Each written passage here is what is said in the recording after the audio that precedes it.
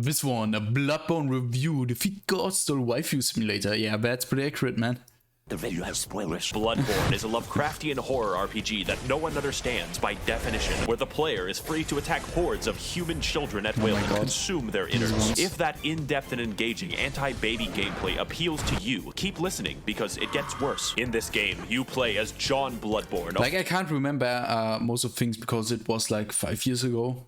I played it. Foreigner incapable of speech without the use of sign language, and stricken with Habsburg disease, comes to the ancient city of London, seeking treatment for the sins of his cousins. In doing like it basically is present day London, like. So he will begin hallucinating talking dolls, spider people, and the great journeying further, John Bloodborne becomes conscripted into the service of a gay elder god and the 60-year-old man he keeps as a pet, and is given the ultimate task of killing an invisible infant in order to cure his anemia. To accomplish said Herculean task, the player must journey through dark forests, terrifying nightmares, and the meth-ridden alleyways of a post-Brexit Britain, slaying monsters, exploring, and tricking women into being impregnated by gods so you can consume the child. This game is an excellent realization of a Metroidvania with something new around every corner. A great action RPG which pits you against insurmountable odds. Like, I love that Bloodborne was just this one compound city with some extra areas, but yeah, all in all, it was basically one insanely well done area. That's great. Challenges and has a gripping story and lore about discovering the Eldritch truth. So if you can, play it yourself because I'm not going to hold back on the details. It's no secret that my reviews are entertainment first, so I don't suggest using me as genuine advice. However, most people can't play this game, ever, because you have to buy a $400 Lady Mario was hot, like. magical box sold by the wizard Sony in order to experience it. And even then, you get to see it in an amazing 30 frames per second with no anti-aliasing. Port this game to PC, I beg of you. Yes, I want to play it so bad, man. I want to enjoy it again with decent specs. In fact, I can assume that a lot of people watching this video will basically never play the game, but keep watching because I'm hilarious and original. Do that, and I can give. That's basically true. His videos are kind of overload. Like, sometimes I have problems like comprehending all this stuff at once, but in general, give you the full, unfiltered, uncensored, unsubstantiated, and unsportsmanlike experience that is Bloodborne. Let's get into it, man. The gameplay is what makes this game great, and the easiest way to describe it is simple but complicated. On a simple level, your baby brain is responsible for only 2 tasks, dodging and hitting. And dodging in this game... The great thing is there are no shields in this game, and if you hit them back, if you get hit, if you hit them back, you get a bit of HP back. I love this aggressive playstyle. Because you temporarily invincible. Sounds easy, right? Wrong. Because every single enemy is adjusted to keep pace with you. Basic enemies are basically able to whoop your ass into fucking non-existence. Every encounter, therefore, is tense and engaging. When you kill someone, it's because you were faster and had more meth than they did. On a complicated level, you have a gun, and normally bullets hurt people, but in London, bullets are a suggestion, like the Geneva Convention. Here in England, it's all about the knife bins. Except when you shoot somebody mid-attack, you gain the mystical and arcane ability to plunge your fist through their ribcage like Mortal Kombat, and rip out their heart, which is considered rude and a slight annoyance. This extends to behind them if you charge an attack, which sometimes causes you to reach up a pig's asshole and rip out the prostate like fruit by the foot. Side note, the most optimal farming route for currency in this game is called Mergo's pig fisting route. See, I changed the webpage. And in this route, you sneak up behind this guy and do him the dirty. Then entice these 2 swinular bastards to be mauled to death by members of Organization 13. Repeat 50 times. On a complicateder level, every single weapon in the game has 2 different modes with 2 different movesets, and transforming between them gives you special attacks in addition to running attacks, plunging attacks, On a theoretical physicist level, your character memorizes squiggly lines and fridge art created by gods for passive bonuses that work regardless of weapon. Those fluents, I just put some written in it. I had basically no idea what I was doing. Like, my favorites are more money, and more money they stack. Finally, on a meta-theoretical... Wait, they stack? chiropractic level, every weapon is customizable with different gem slots that give differing effects for your attacks. And there are different types that can literally change all of the stats of the weapon, like making a fucking spear do more damage based off of intelligence. There's definitely more and a lot of strategy in how you level up your character. Like I like this like an early predecessor to Elden Ring, like Elden Ring to the part where you could adjust your weapons to anything you would like it to be. Like, it's insane. I assume that you know Like, how yeah, in the other Souls games it was also present, but not to such an extent. to level up in a fucking video game. But with all this combat prowess, you may be wondering, Max0r, who are these crusty abominations that you're fighting on screen? Well, to learn that much, we're going to have to delve into the lore. So buckle your britches, bitches. Just watch Barty video while you're sleeping, man. It's the best content. I love the Bloodborne core. This shit is wild. If I say something questionable, just accept it as fact. I can be trusted. 60 years ago, 20 rowdy college students took their education extremely seriously because they found woman Cthulhu. She was just in a portable toilet downstairs. Also, because they were bored, they beat to death a god of the sea with some bats, but that's a story for later. It turns out the entire world is ruled and created by a race of elder gods beyond human comprehension called the Great Ones. Figuring this out, they got Cthulhu's blood and were like, we can make a religion out of this. Because it turns out the blood can heal people, which is really good due to all the knife crime. So everyone starts drinking it a little too much and they get the money to build 36 cathedrals, but it turns out eventually basically drug addicts turn to beasts, man. The blood turns you into a werewolf. So the church hires a guy named German to go fight the beasts with an organization known as the Hunters, but there's too many beasts, so he gives up. Now the knife crime is increased even more, and German sort of goes insane and creates a life-size doll of one of his students who is an 8-foot-tall Amazonian. He also canonically has sex with it. The moon god, for some reason, kind of takes notice of this and is like, alright, listen, I'm building a suicide squad. I will bring your waifu to laifu if you serve me for all time as my slave. German reasonably thinks that this is a great deal and is imprisoned in a dream. This is where you come in. See, the moon god assassinates baby gods for fun, but needs a hitman to go into the real world to do it since he's confined to the 9th dimension. So in addition to fighting all manner of giant beasts and uncovering dark secrets, the true aim of this game is to commit infanticide. There's enough bullshit here to fill tax legislation, so comment your own poorly summarized Bloodborne lore below. And for the rest of us non-shills, we have ample time to explain more of what makes this game great. Yes, you have been japed. I am talking about bosses before I talk about the levels. In most video games, bosses cap off areas, but in Bloodborne, areas are preambles to a dick flattening, and nothing will challenge your skill in quite the same way. Except for the god. I think Orphankos is like, could be the hardest boss in the Souls series. Like, I don't know how hard all the Elden Ring bosses are, but Orphankos, that was traumatizing. Damn witches of Hemwick who were placed into the game for disability access. You can probably tell that Bloodborne is a hard game. We don't even know if a games journalist can beat it. But it's hard in a fair way that tests your skills and reaction time, except for Lawrence, but I'll get back to Lawrence later. What sets this game's bosses apart? Like beasts in general, if you I have so much problems with my camera, I can't see shit like. The challenge makes it feel like you're a really small dude jamming a toothpick into a building-sized deer demon. So yeah, I would be impressed if he killed that. But not only that, unlike Dark Souls, every single boss reacts meaningfully to how you attack them. Large beasts can have their bones cracked and their tendons wound into a slinky. Bone boys can be knocked over and have their marrow sicked. And human enemies will wince and recoil when they see your height difference. As well, every boss punishes you for cowardice and actively discourages backpedaling with their forward momentum, causing every fight to be an elaborate dance with a thrilling back and forth. Unless you're fighting Rom, who is the really hungry caterpillar if he had a legion of arachnid slaves who threw their heads underground like ostriches. We don't talk about him. And while we're on the subject of bad bosses, this motherfucker, let me tell you something, the humanoid bosses in this game are paradoxically the most dangerous. But Mikolash is a psychological hazard that will hurt you personally. This boss literally feels like cut content because the fight centers around chasing him, and his direction depends on RNG, making him an actual speedrun killer. When you corner him, he uses one attack, and then you chase him again. But there's one spot where you can cheese him, like the power to insta-kill you. God forbid you're hit by it, because that's 10 minutes gone. Here's a tip. Save up 10 poison knives and steal from your family if you must. Then wait until he jumps down this hole, poison him repeatedly, and watch him spaz the fuck out until death. You will thank me. But as a result of everyone who isn't Miko shit, conquering a boss in this game is absolutely rewarding on a level that other games cannot match. It's only because the odds are stacked against you in ways that don't feel bullshit most of the time that conquering them is the main reason I play, and their fights are undoubtedly the best I've ever done in video games. But that isn't most of the time in the game. In fact, a lot of your time is spent exploring the areas, so let's get into that. Lesson 1 in area design. Where the fuck am I going? Exploration is the name of the game, except it's called Bloodborne. Only this time, you don't bring smallpox and kill 20 million people. We're looking at a solid 10 this time, because the main enemies in this game are British townspeople. It's how the developers made sure you didn't feel bad about killing them. The plague of beasts infecting London causes people's teeth to become beast-like, makes you aggressive at night, and slurs your speech. Bro, that's true, man.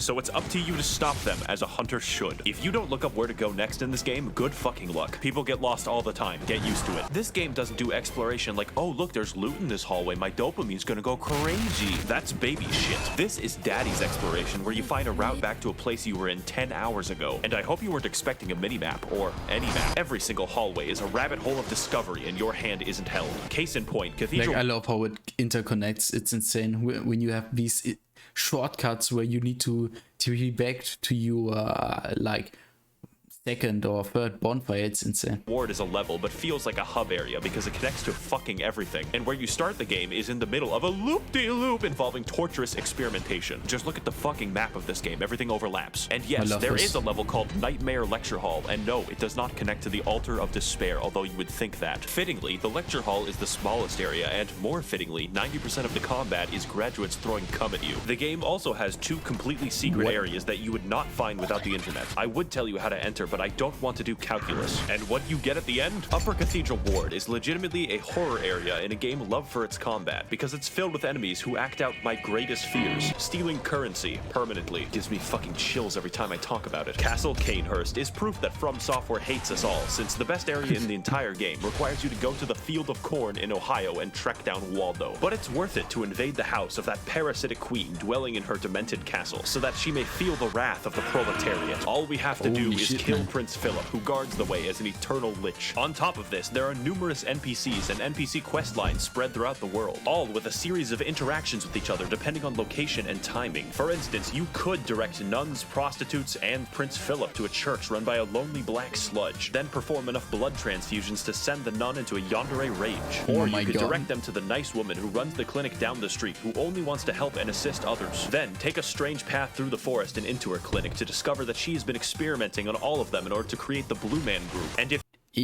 that was weird. I killed her. If you want, you can take the umbilical cord away from her schizophrenic ass and eat it. The sky's the limit in Bloodborne questlines. And you know what my favorite questline is? The one where you descend into literal hell, complete with eternal punishment, insanity, and femboy fishing. The scariest of them all. I'm of course talking about the DLC, the only DLC for this game. And if you play through Bloodborne, you have to play through the DLC. I'm not giving you a fucking choice. So to learn why, you should play the best expansion ever made since Spore Galactic Adventures. Jungles. Come with me on this amazing journey to find the secrets. It was I thought it was in the base game, the one of the Bloodborne, the old hunters. Because it all like nearly looks the same, you know what I mean? It was still a different experience, but most of the part it's not like the Ringed City or Ariandel in Dark Souls itself, but this was like more of a continuation of the same world. I like Imagine Hell. Now imagine Hell written by H.P. Lovecraft. It would be filled with squids, immigrants, and air conditioning. This DLC has none of that except the squids. For you see, those college kids from the lore section of the video were built fucking different. They experimented on an entire village and possibly beat up a god of the sea so fucking bad that her consciousness in the 9th dimension died. We spent an entire game killing an infant and these guys somehow killed the MILF god. But anyways, in the process of this, it cursed them and all of the hunters to be doomed to a hell upon death, where they will hunt in a bloodthirsty rage without rest for all eternity, indistinguishable from a political subreddit. Case in point, this is Ludwig. He's the first boss of the DLC and has a reputation for... Was this a dupe of Moonlight Greatsword? Causing refunds. Not because he's bad, but because he's too good for you. The first phase is as difficult for me as realizing that Golden Corral is not actually a real corral. But like every restaurant except Golden Corral, the rewards at the end are delicious because his second phase is even harder. Now, I'm not going to lie, this DLC has 4 bosses and 3 of the hardest bosses I have ever fought in any video game ever. So, your ass will be clenched the entire time, and the fact that he's the 3rd hardest is fucking concerning. Some people tell me, Max0r, your videos have gotten me through tough times because they made me laugh. But like this boss, you are the one who is truly overcoming these challenges, and I believe in your ability to beat both of them.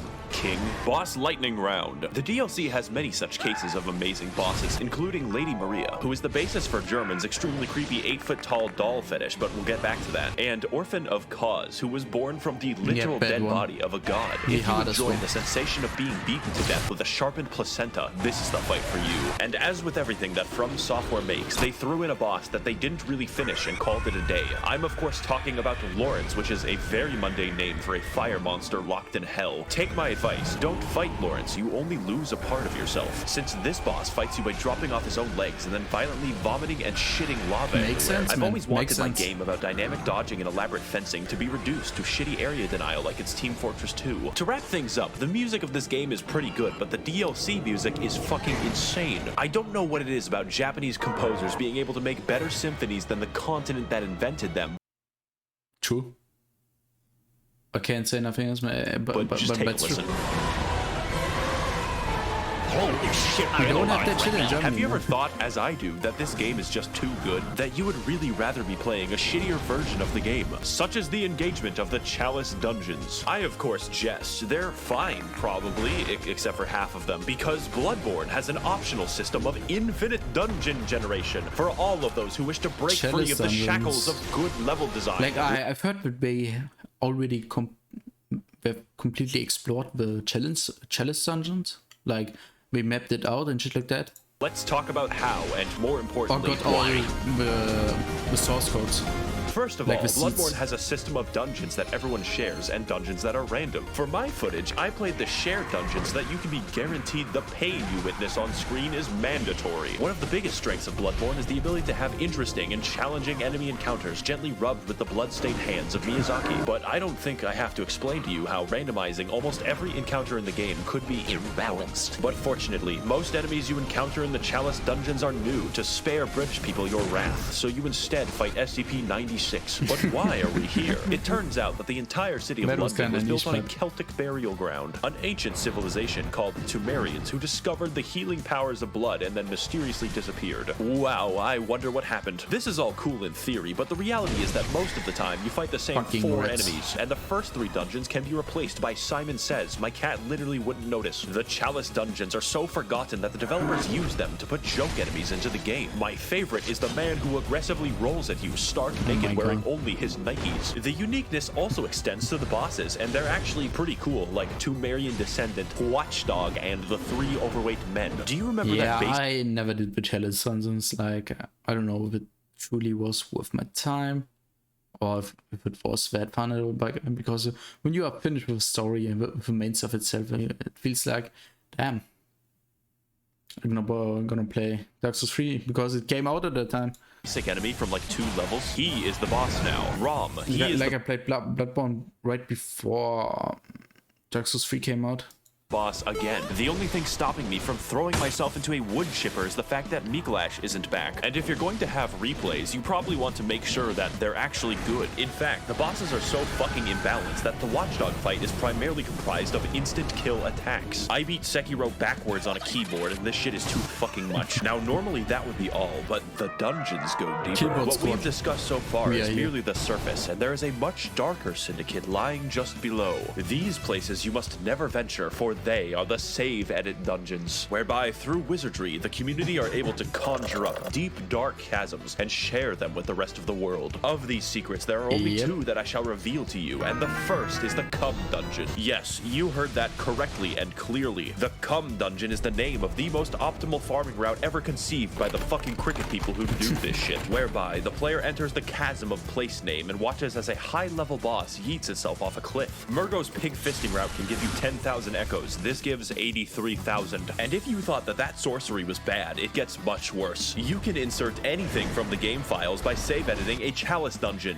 Anything. This includes cut and unfinished content from the game. Oh my god. Yeah, I watched that one Barty BJX episode. It was the developers forgot to delete, like this doggo who attacks you with invisible lightning. Overall, the Chalice dungeons are bad. They're not actually very fun to play, and yet I've been see the cut content of Elden Ring and shit like that, like most hidden enemies stored somewhere. randomly in the world. It's I love them. Everyone loves them because they allow us to further explore a Really long dead absolute game with the help sanity, of man. a passionate community. Now, before we sign off, I know what you're thinking. Max0r, what about the multiplayer? That I would love to talk about with all the footage I have, but it's dead. If this game releases on PC, Yeah. and it better, then I will talk about the should. multiplayer extensively. And finally, this game and this video would not be complete if I didn't talk about the hunter's dream. After all the combat, the battles, and the difficulty of this game, it's nice to have a place to recharge, purchase items, upgrade weapons, and watch as it violently burns to the ground. This is where you'll find German slowly wasting away as his soul remains captive for an eternity, and his doll waifu that he sold his existence to be with. She talks to you, levels you up, offers you advice, and German says you're allowed to have sex with her. When I fell down and felt defeated, she was there to pick me up. When I emoted at her randomly, she pretended to be impressed, and she was there, graciously standing in the background of this one shot that I took of myself. She is our waifu now, and the game is perfect and complete because she is in it. Now excuse me as I engage in the supplementary lore material. Should you get the game, yes, absolutely, I am Tell me biased. the In numbers, fact, you man. should physically enter Sony's headquarters and demand that it be ported to You wanna hear PC. them? I will be right there with you. Tasers will not stop me. I would like to thank the corrupt hackers and politicians funneling money into this channel directly from the taxpayer. If you would like to contribute your funds accrued through extensive federal government was insane. corruption, you can head to my Patreon to learn more. like this was insane. This Bloodborne review, and it just completely recaptured all these things. Like I could vaguely remember most of the stuff, but this just reignited that. Yeah, it was nostalgic, man. I love this shit. Like, thank you for watching. Go subscribe to Max0r, the original creator. I'm just the dude who reacts and talks some shit over it. And yeah, leave a like and subscribe, and see you next time. Waifu out.